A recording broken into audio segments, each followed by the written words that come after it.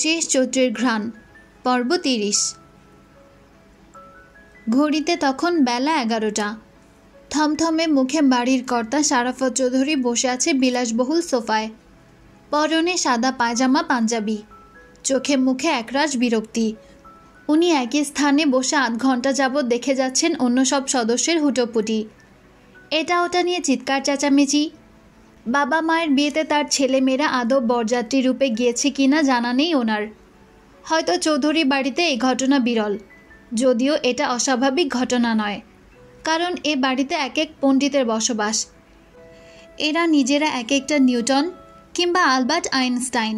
নতুবা এ বয়সে বাবাকে নতুন করে বিয়ের পিঁড়িতে বসায়, নাকি এসব অত্যাচার করে? এখানে উনিই বর, অথচ ওনার মতে দাম নেই, কিছু বলার সুযোগ নেই। কিছু বলতে গেলে বড় দামড়া দুটো ঠিকই পাল্টা যুক্তি দাঁড় করাচ্ছে, নতুবা অবুঝ বাচ্চাগুলোকে ভুলভাল বুঝিয়ে আরও উস্কে দিচ্ছে। তারা মূলত চাচ্ছে ওনাকে অস্বস্তিতে ফেলতে। বড় গাধা কিছুক্ষণ আগে বলেছে সে নাকি ভালো বাবা ডিজার্ভ করে, তার মায়ের উচিত ছিল জেনে বুঝে একজন ভালো মানুষকে বিয়ে করা। এ কথা দ্বারা বোঝালো উনি ভালো মানুষ না। ছেলের কথা শুনে শুধু চিৎকার করে বলতে পারিনি, এই বেয়াদব, তোকে পয়দা করলাম আমি, বড় করলাম আমি, পড়ালেখা শেখালামও আমি, অথচ এখন তুই আমাকে ঘুরিয়ে পেঁচিয়ে বাস দিচ্ছিস? এই তো শিক্ষা? কিন্তু বুকের কথা মুখ ফুটে বলতে পারেনি কিছুই। পারবেন কিভাবে? ছেলের মতো বেহায়া নাকি উনি? ব্যাপারটা এখানে থামলেও হতো, তা অবশ্য থামেনি। বাড়ির বউরা শতরূপাকেও ঘটনাখানা জানিয়েছে। এই মাত্রই শতরূপা দ্বিতীয় বিয়ের জন্য অভিনন্দন জানালো। সেও নাকি গেস্ট নিয়ে রিসোর্টে ভাইয়ের বিয়ে খেতে যাবে। ছি ছি, এসব কি সহ্য হয়? তাছাড়া লোকে কি বলবে? সামনে না বলুক, পেছনে তো ঠিকই বদনাম করবে। বলবে বুড়ো বয়সে ভীমরতি। ছেলের বিয়ে দেওয়ার বয়সে উনি নিজেই বিয়ের পিঁড়িতে বসেছে। একটু পরেই সূর্যোদয় রিসোর্টের উদ্দেশ্যে রওনা দিবে ওনারা, অথচ বাড়ির মেয়ে বউয়ের সাজগোজ শেষ হয়নি। যে যার মতো সময় নষ্ট করছে, অথচ কিছু বলতেও পারছেন না, কারণ একবার বলতে গিয়ে কনিষ্ঠ বিচ্ছু সাম্যের কথায় অপদস্থ হতে হয়েছে। তাই ভেবেছেন কিছু বলবেন না, বললেই তখনকার মতো শুনতে হবে বিয়ের জন্য বড় আব্বুর তর সইছে না। শীতল, শখ, স্বর্ণ ৩ বোন একরুমে রেডি হচ্ছে। স্বর্ণ শখে শাড়ির কুচি ঠিক করে দিচ্ছে। তারা ৩ বোনই শাড়ি পরবে, কালার আলাদা হলেও এক কোয়ালিটির শাড়ি সব, সঙ্গে ম্যাচিং হেজাব। এদিকে শীতল এখনও মুখ ভোতা করে চুপ করে বসে আছে। ভাব দেখে মনে হচ্ছে এক্ষুনি কেঁদে দেবে, কারণ তার এক চোখের আইলাইনার মোটা তো আরেক চোখেরটা তেরা বেঁকা, এবড়ো থেবড়ো। তখন সৃজন না জ্বালালে এমন হতো না। পাজিটাকে বারবার বারণ করা সত্ত্বেও তাকে নাড়িয়েছে, ফলস্বরূপ কষ্ট বৃথা। এখন মুছতে গিয়ে পুরো মুখে কালি হয়ে গেছে। শীতল মুখ কাদো কাদো করে আয়নায় নিজেকে দেখল, ভূতের মতো দেখাচ্ছে। হুট করে কারোর সামনে দাঁড়ালে নির্ঘাত অক্কা পাবে। নিজের করুণ অবস্থা দেখে শীতল দুঃখভরা কণ্ঠে শখকে ডাকল, বলল, আপু, আইলাইনার ঠিক করে দাও। এই তো সোনা, আর একটু দাঁড়া, হয়ে গেছে আমার। তার আগে ঝটপট মুখ ধুয়ে আয় তো দেখি। শখের কথা শুনে শীতল ওয়াশরুমে গিয়ে পুরো মুখ ধুয়ে এলো। গরমের যে অত্যাচার, মেকআপ করার ভুল করা যাবে না। তাছাড়া শুদ্ধ ভাই আছে, সে নিরামিষ টাইপের পুরুষ, আর মেকআপ টেকআপ পছন্দ করে না। দেখা যাবে মুখের উপরেই বলে বসবে, এই তুই অন্য গাড়িতে যা, এমনিতেই ওয়েদার গরম, তোর মুখের এত আটা ময়দা দেখে আমার আরও গরম লাগছে। মানুষটার মুখে লাগাম নেই, যা তা বলে অপমান করে বসতে পারে, সেই সুযোগেই থাকে বোধহয়। শাড়ির সাথে হেজাবও তো পড়তে হবে, নয়তো এক আছাড়ে নাড়ি ভুড়ি বের করে দিয়ে তাকেই জিজ্ঞাসা করতে পারে, বারণ করেছিলাম হেজাব ছাড়া বের হতে, আর বের হবি? আমার কথার আর অবাধ্য হবি? কি দরকার শুধু শুধু বকা খাওয়ার? হেজাবের সাথে ভারী মেকআপ তার নিজেরও পছন্দ না, স্কিনেও স্যুট করে না, কারণ স্কিন সেন্সিটিভ। একটু এদিক ওদিক হলে দুগালে, কপালে, নাকে, থুতুনিতে ব্রণের দেখা মিলে। যদিও আজকাল মুখ ফ্রেশ আছে, দাগ টাগ তেমন নেই। স্বর্ণ কোথায় থেকে কিসের কিসের যেন গুঁড়া এনে দিয়েছে, সেসব দিলে পুরো স্কিন চকচক করে, এখনও করছে। তাই এসব মেকআপ টেকআপ না দিলেও চলবে। এসব ভাবতে ভাবতেই আয়নায় তাকিয়ে শীতল তার মুখের পানি মুছল। চোখের পাতার উপরিভাগ আরেকটু ঘষাঘষি করল। অনিয়ন কালার শাড়ি পরেছে সে। ফর্সা গায়ে রংটা যেন ফুটে উঠেছে। শাড়িতে কি একটু বড় বড় লাগছে নাকি? লাগবেই তো। সে এখন কলেজে পড়ে। কলেজ ভাবা যায়? কলেজে পড়া মেয়ে বড় তো অবশ্যই হয়েছে, তাই না? মনে মনে একথা ভেবে মুখ টিপে হাসল শীতল। হঠাৎ মাথায় শয়তানি বুদ্ধি উদয় হলো। আচ্ছা, শুদ্ধ ভাই এখন কি করছে? ঘণ্টা খানেক আগে সাম্য সৃজনকে চুল কাটাতে নিয়ে গিয়েছিল। বিচ্ছু দুটো জেদ ধরেছিল তারা শুদ্ধ ভাইয়ের মতো চুল কাটবে। ওই কাটে নাকি শুদ্ধ ভাইকে হিরো হিরো লাগে। আজ তারাও হিরো হিরো লুক নিতে চায়। পরে শুদ্ধ যেখানে চুল কাটে সেখানে নিয়ে গিয়েছিল। নিজেও চুল কেটেছে আর বাকি দুটোকেও কাটিয়েছে। তো সেই মানুষটা নিচে নামেনি কেন? তাকে একবার জ্বালিয়ে এলে কেমন হয়? জ্বালিয়ে আসতে আসতে শখ স্বর্ণ আপু রেডি হয়ে যাবে। দুজন সাজালে সেও চটজলদি রেডি হয়ে নিতে পারবে। হ্যাঁ, যেই ভাবা সেই কাজ। সে শখকে আসছি বলে শাড়ির কুচি ধরে উপরে গেল। শুদ্ধ রুমের দরজা হালকা করে ভিজিয়ে রাখা, অর্থাৎ রুমেই আছে সে। আচ্ছা, দুম করে ঢুকে গিয়ে শুদ্ধ ভাইকে একটু চমকে দেওয়া যাক। চমকে গিয়ে খুশিও হতে পারে। খুশির ঠালায় কিছু টাকাও দিতে পারে। সকাল থেকে 2 হাত চুলকাচ্ছে, টাকা আসার সম্ভাবনা শতগুণ। তাই সারা শব্দ না করে ঢুকতে গিয়ে আচমকা নাকের উপর কুশন এসে পড়ল। কুশন ক্যাচ করে মুখ ভোঁতা করে দেখেই শুদ্ধ ছুঁড়ে মেরেছে। এও বুঝল নখ না করে ঢোকার শাস্তি।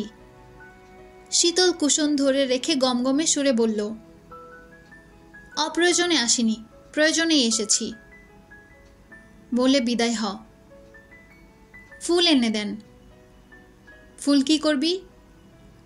চুলে লাগাবো। এই বুদ্ধি নিশ্চয় তোর মাথা থেকে বেরিয়েছে। আমি ছাড়া সদ্বুদ্ধির মানুষ এ বাড়িতে আর কজন আছে? তা অবশ্য ঠিক। এবার ঝটপট ফুল এনে দেন তো দেখি। ওসব ফুলটুল গুছতে হবে না, হেজাব পর। না, আমি হেজাব পরব না। তাহলে আর যাওয়ার দরকার নেই, রুমে গিয়ে ঘুমা। কেন যাব না? আমার বড় আব্বুর বিয়ে, আমি যাব, আর হেজাব ছাড়াই যাব। তাহলে আমিও তোর পায়ের নলা কাটবো, আজই কাটবো। নিচে গিয়ে বল কেউ যেন হেজাব ছাড়া বের না হয়। আমার চোখে পড়লে খবর আছে এক একটার। এত সুন্দর শাড়ির সাথে হেজাব ভালো দেখাবে না শুদ্ধ ভাই। না দেখাক প্লিজ। অজুহাত চলবে না, যা বলেছি সেটাই কনফার্ম। এই শাড়ির সাথে কোন কালারে হেজাব পরবো তাহলে? বাড়িতে কি মেয়ে মানুষের অভাব যে এখন আমাকে হেজাব চুজ করে দিতে হবে? দিলে কি হয়? তুই যাবি এখান থেকে? বাড়ির মেয়েরা শাড়ি পরলে খ্যাচ খ্যাচ করতে নেই, সুন্দর নজরে একটু তাকাতে হয়, প্রশংসা করতে হয়। একটু প্রশংসা করলে কারো যা যায় না। শাড়ির কথা শুনে শুধু এতক্ষণে খেয়াল করলো শীতল শাড়ি পরেছে। এই শাড়ির নামধাম জানে না যদিও, তবে শাড়িটা সুন্দর, মানিয়েছেও বেশ। আচ্ছা, মানালেই কি শাড়ি পরতে হবে? অবিবাহিত মেয়ের ঘন ঘন শাড়ি পরা কিসের? তারা জানে না শাড়ি পরলে নজর লাগে। নজর লাগলেই বাড়িতে ঘটকের আনাগোনা শুরু হয়। তখন প্রস্তাব আসতেই থাকে, যা চরম মাত্রায় অসহ্যকর। কথা ভেবে তার বিরক্তের মাত্রা দ্বিগুণ বাড়ল। আজ প্রচুর গরম। এই গরমে শাড়ি পরে যাবে শীতল? সামলাতে পারবে? নাকি গিয়ে হাঁসফাঁস করে বলবে, কেউ আমাকে নিয়ে বাড়ি চলো, শরীর খারাপ করছে, আমি মরে যাচ্ছি। এসব তো নতুন না, এসব বহু পুরনো কথা, জানা কথা। তার প্রতিটা কাজকর্ম সম্পর্কে সকলে অবগত কিনা। এই তো 2 মাস আগের এক ঘটনা। সেদিন শারাফত চৌধুরীর বন্ধুর মেয়ের বিয়েতে সে ছাড়া বাড়ির সবাই গিয়েছিল। সেদিনও শীতল শাড়ি পরেছিল। এই মেয়ের আবার শাড়ি পরতে অকেশন লাগে না, মন ভালো থাকলেই মাঝে মধ্যে শাড়ি পরে। তবে এখনও শাড়ি সামলানো শেখেনি। তবে কবে শিখবে কিংবা আদৌ শিখবে কিনা তা অবশ্য জানা নেই। তো সেদিন বিয়ে বাড়ি গিয়ে কুচি পায়ে বেঁধে পড়েছিল। মুখ থুবড়ে পড়ে থুতুনি কেটে গিয়েছিল, রক্তারক্তি অবস্থা। নতুন বর বউকে রেখে সবাই ওকে নিয়ে ব্যস্ত হয়ে পড়েছিল। পরে শাওন চৌধুরী তাকে ফোন করে শীতলকে বাড়ি আনার কথা বলেন। অগত্যা ল্যাবের কাজ রেখে বকতে বকতে বেদবটাকে আনতে যায়। থুতুনি শক্ত করে চেপে ধরার পরেও রক্ত পড়া বন্ধ হচ্ছিল না। কাঁদছিল ও খুব। ওর কান্না দেখে ভেবেছিল ব্যথায় কাঁদছে। রাগ টাগ ভুলে সান্ত্বনা দিয়েছিল, কাঁদিস না, মেডিসিন নিলেই ব্যথা কমে যাবে। এ কথা শুনে সে জবাব দিয়েছিল, সেলাই টেলাই যেন না করে শুদ্ধ ভাই, সেলাই করলে থুতুনিতে দাগ পড়ে যাবে, তখন বিয়ে হবে না আমার। বরপক্ষ এসে বলবে থুতুনি কাটা বউ নিব না আমরা। এভাবে একের পর এক পাত্র ফিরে গেলে তখন বিয়েই হবে না আমার। তার কথা শুনে ডাক্তার হো হো করে হেসে ফেলেছিল। পরে সেলাই না দিলেও থুতুনিতে হালকা দাগ এখনও রয়ে গেছে। দূর থেকে বোঝা না গেলেও খুব কাছে বোঝা যায় দাগটা। তবুও এ মেয়ের হুঁশ হয় না। প্রচলিত প্রবাদে আছে, ন্যাড়া বেলতলায় একবারই যায়, আর শীতল যায় বারবার। কেন যায়? কারণ বেল বরাবরই তার মাথায় পড়েছে কিনা সেটাই দেখার জন্য যায়। নতুবা এই মেয়ের এতদিনে কাণ্ডজ্ঞান হতো। আর যা ভালো লাগে করুক, কাউকেই কিছু বলবে না। শুদ্ধ হাতের বইটা সেলফে রেখে উঠে দাঁড়ালো। তারপর বলল, আমার পাঞ্জাবি। শুদ্ধর কথা শেষ হতে দিল না শীতল। তার আগেই হড়বড় করে বলল, এখন কোনো কাজ করতে পারবো না শুদ্ধ ভাই। কেন? শাড়ি পরে কাজ করলে শাড়ি নষ্ট হয়ে যাবে। তাছাড়া এই জীবনে একটা শাড়ি এনে তো বলতে পারলেন না। শীতল, ধর এটা তোর জন্য, পরিস কেমন? মানুষের বড় ভাইরা দেখি তার ছোট বোনকে কত কিছু কিনে দেয়, অথচ আপনি জীবনে তো 1 টাকাও খরচ করতে দেখলাম না। এত টাকা কোথায় রাখবেন শুনি? শুধু শুধু শুনে গেল। সে আপাতত ভেবে পেল না মানুষ এত বেইমান হয় কিভাবে। 3 বোনকে একই রকম ড্রেস কিনে দেওয়ার 2 মাস হয়নি। 3 জনেরই নাম খোদাই করা একই রকম স্বর্ণের ব্রেসলেট, নূপুর, দুল, ড্রেস, হিজাব, আরও কত কি এনে দিয়েছে। যত বাড়ি ঢাকা থেকে আসে তত বাড়ি কিছু না কিছু আনে। অথচ এই বেমান বলেছে সে নাকি কখনো কিছু এনে দেয়নি। ঠোঁট মোছা মুরগি কোথাকার। আগে ভালো জিনিস তুলে নিয়ে এখন বলে নাকি কিছুই নেয়নি। ঘসেটি বেগমও এত তাড়াতাড়ি পোলট্রি খায়নি যতটা তাড়াতাড়ি এই মেয়ে পোলট্রি খেতে পারে। সে কথা বাড়ালো না। হালকা আকাশি রঙের পাঞ্জাবি বের করে বিছানার উপর রাখল। আজ এটাই পরবে। তারপর ওয়ালেট থেকে 200 টাকার নোট পাঞ্জাবির উপর রেখে ওয়াশরুমে চলে গেল। শীতল বুঝল পাঞ্জাবি আয়রন করে দিলে টাকা তার। টাকা যেহেতু পাওয়া যাবে তাহলে দেরি কিসের?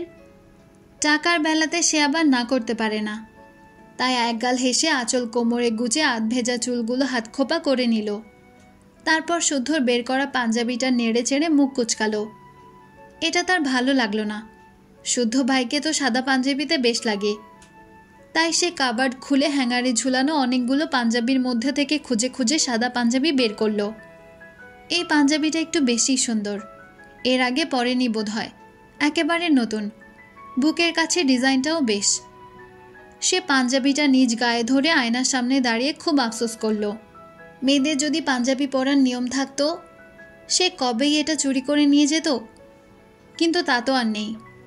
আহারে, কেন যে এমন নিয়ম বের হয় না? নারী পুরুষ সমান অধিকার। তাহলে পুরুষ পাঞ্জাবি পরলে নারী পরতে পারবে না কেন? এ কথা ভাবার পর মুহূর্তে পাঞ্জাবিটা নিজের গায়ের ওপর থেকে সরিয়ে শাড়ি পরা নিজেকে দেখে মুচকি হাসল। ছোট ছোট চুল কানের পেছনে গুজে বিড়বিড় করে উচ্চারণ করল, শাড়িতেই নারী। অতপর গুনগুন করতে করতে সে যত্ন করে পাঞ্জাবিটা আয়রন করল। ড্রেসিং টেবিলের একটি তাকে ওয়াচের কালেকশন, এক একটা এক এক রকমের। সে গ্লাস সরাতে গিয়ে বুঝল লক করা। কিছু ভেবে পারফিউম রাখা তাকের গ্লাস খুলতে গিয়েও দেখল সেটাও লক। টানাটানি করেও খোলা গেল না। তবে সে রাগ করা দূর, ফিক করে হেসে ফেলল। একবার ভেঙেছে দেখে বেচারা ভয় বা লক করে রেখেছে। তবে কি বিশুদ্ধ পুরুষ মনে মনে তাকে ভয় পায়? কতক্ষণ একা একা হাসল সে। তারপর হঠাৎ মনে পড়ল সাজগোজ করা হয়নি তার। শখ বোধ হয় ডাকছে। এই রুম তো সাউন্ড প্রুফ, ডেকে মরে গেলেও কারো ডাক কানে পৌঁছাবে না। তাই সে ওয়াশরুমের দরজায় থাবা দিয়ে বলল, শুদ্ধ ভাই, আয়রন করে দিয়েছি। কথা বলে পুনরায় দরজায় আরেক থাবা বসিয়ে বলল, সায়েন্টিস্ট মানুষের মেলা টাকা, 200 টাকায় লস হয়ে যায়, তাই 1000 টাকা নিয়ে গেলাম। কথা বলে 200 টাকার নোটটা ওয়ালেটে রেখে দৌড়ে বেরিয়ে গেল। আসলে হেজাব পরবে না বলে শুদ্ধকে রাগাতে এসেছিল, আর পাঞ্জাবি আয়রন করার কাজ এ নতুন নয়। বাবা বললে বাবারটা করে দেয়, সায়ন ভাইয়েরটা করে, সাম্য সৃজনের করতে হয়। বড় আব্বু মেজ আব্বু কখনো কখনো আয়রন করার কাজ দেয়, কখনো বা বোতাম লাগানোর হুকুম আসে। বাড়ির ছোট সদস্য হলে এমন টুকটাক সব কাজ করতেই হয়, অভ্যাস আছে।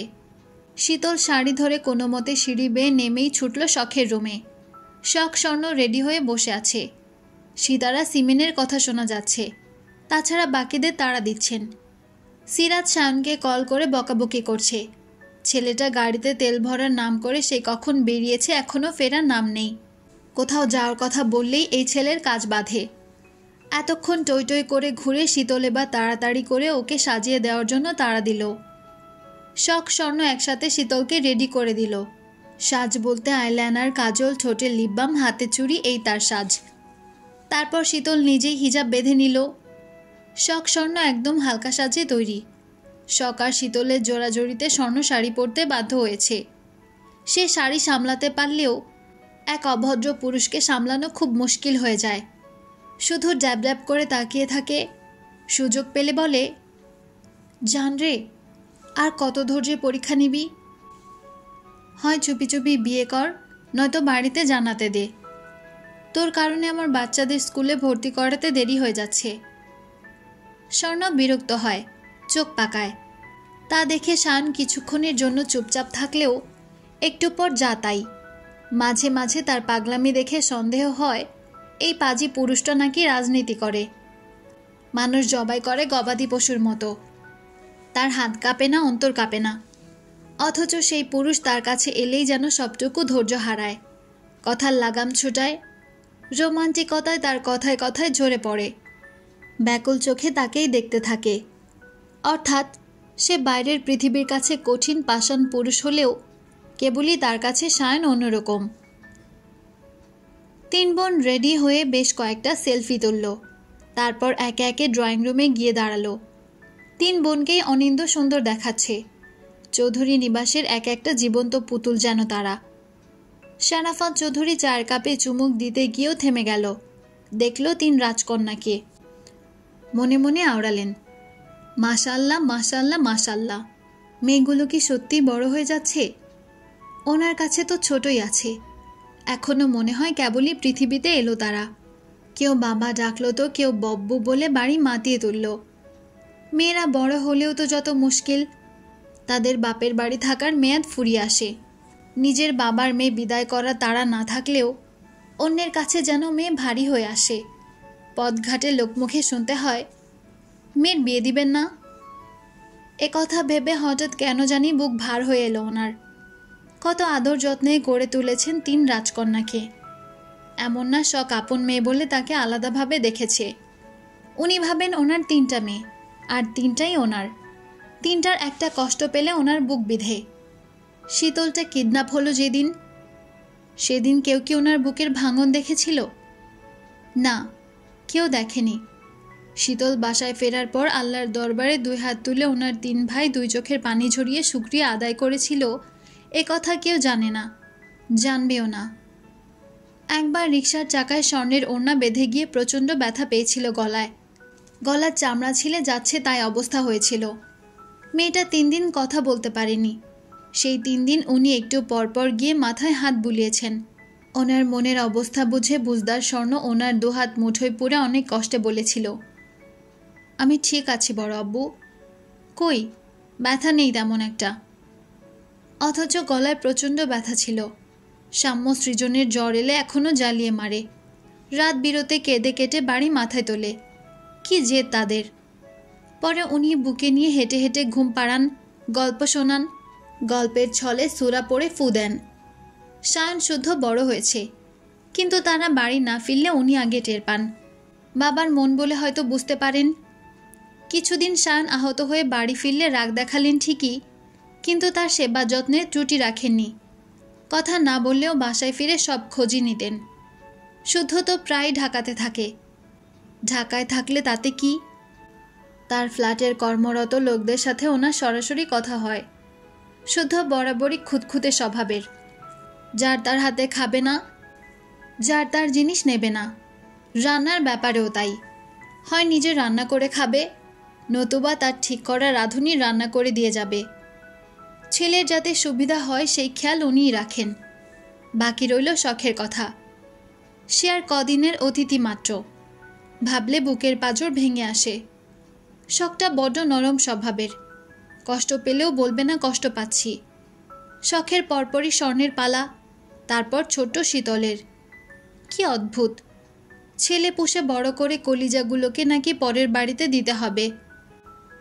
মায়ের বাঁধন কাটিয়ে চলে যাবে পরের বাড়ি, তখন চাইলেও জোর দেখাতে পারবে না। শখ স্বর্ণ বরাবরই বুঝদার, তবে শীতল এই মেয়ে মাথাতেই বড় হয়েছে, বোধবুদ্ধি হয়নি। নতুবা রাত দিন জেচে পড়ে শুদ্ধর পায়ে পাড়া দিয়ে ঝগড়া করে, মার খায়।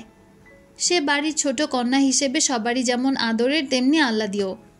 সত্যি বলতে মেয়েটা ছোট থেকে বাবাকে কাছে পায় না বলে সবচেয়ে বেশি ভালোবাসা তার জন্যই বরাদ্দ থাকে। এজন্য মাঝে মাঝে তার ভুলচুক চোখে দেখেও দেখে না। এদিকে বাড়ির 3 গিন্নিও একেবারে তৈরি। ওনাদের পরনে জামদানি শাড়ি, ম্যাচিং হেজাব, স্বর্ণের গয়না স্পষ্ট চৌধুরী বাড়ির গিন্নি ওনারা। সারাফত চৌধুরী, শায়ন চৌধুরী, সাম্য, সৃজন সবার পরনে আজকে সাদা পাঞ্জাবি পায়জামা। একটু পরে শুদ্ধও নিচে নামল। বরাবরের মতোই চুপচাপ সে, মুখভঙ্গি গাম্ভীর্য। তাকে দেখে শীতল মিটিমিটি হাসছে। পাঞ্জাবি বদলে যাওয়ায় বিশুদ্ধ পুরুষ যে বিরক্ত বুঝতে বাকি নেই তার। তবে এই লোক আদৌ জানে সাদা পাঞ্জাবি পায়জামাতে তাকে ঠিক কী পরিমাণ সুদর্শন লাগছে? জানে না বোধ হয়। জানলে নাচতে নাচতে এসে তাকে একটা ধন্যবাদ দিত।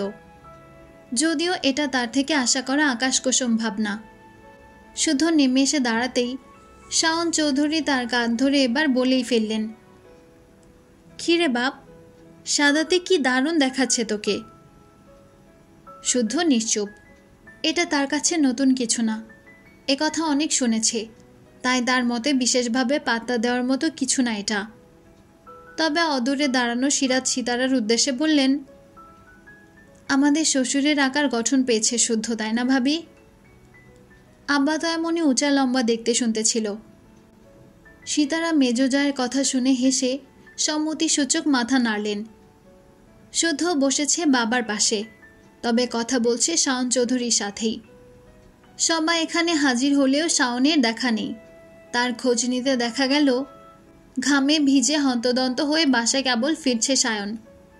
সবাইকে রেডি দেখে এক প্রকার দৌড়ে যেতে যেতে সারাফত চৌধুরীর উদ্দেশ্যে বললেন, নতুন বরদের বকবক করতে নেই, বউ বাচাল হয়। এ কথা বলে রুমের দিকে ছুটল সে। এদিকে সময় হয়ে গেছে, তাই শুদ্ধ যাওয়ার কথা বলল। কারণ সময় নির্ধারণ করে রিসোর্ট বুক করা। দেখা যাবে তাদের ঝিলেমির কারণে বিশেষ কাজটা সম্পূর্ণ করার আগেই সময় শেষ।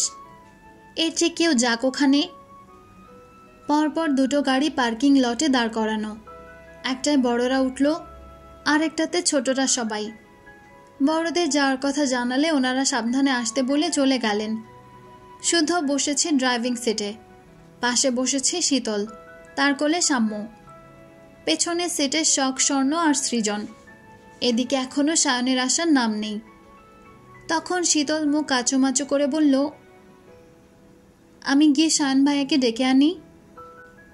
একথা বলে সাম্যকে কোল থেকে নামতে বললেই শুদ্ধ বলল, প্রয়োজন নেই, সময় হলে ঠিকই চলে আসবে। তাছাড়া চোখ থাকতেও যারা অন্ধ তাদের বিশ্বাস নেই, তাই আগেই বলে দিচ্ছি, কেউ পড়ে টড়ে গেলে হসপিটালে যেতে পারবো না আমি। একথা শুনে শীতল মুখ বাঁকালো। খোঁচাটা যে তাকেই মারল বুঝতে বাকি নেই।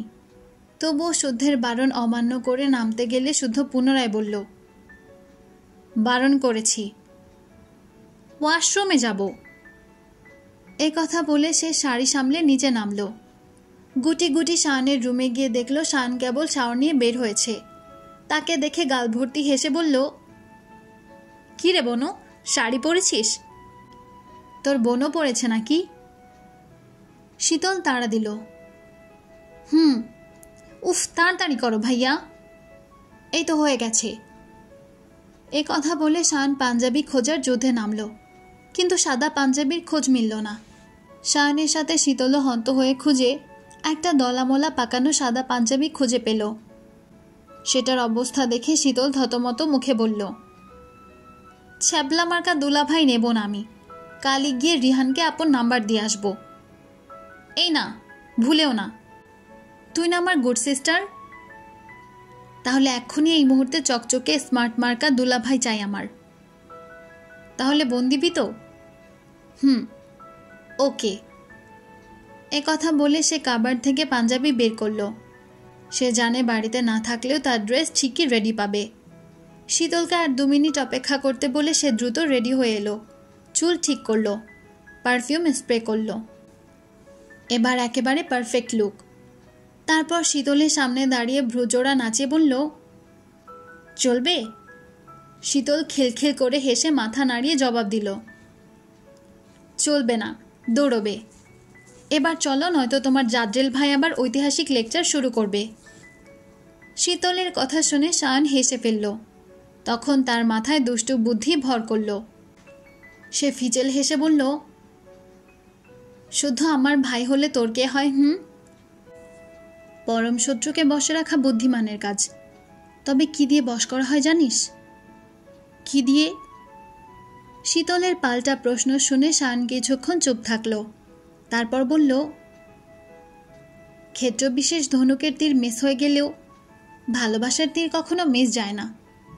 ট্রাই করে দেখতে পারিস। আর শুদ্ধর বিশেষ গুণ কি জানিস? সে একান্ত কারোর জন্য মরতে রাজি, কিন্তু ছাড়তে রাজি নয়। খুব মারে, জান দিয়েও ভালোবাসতে জানে। মিথ্যা কথা, তার মন নেই, সে পাষাণ পুরুষ।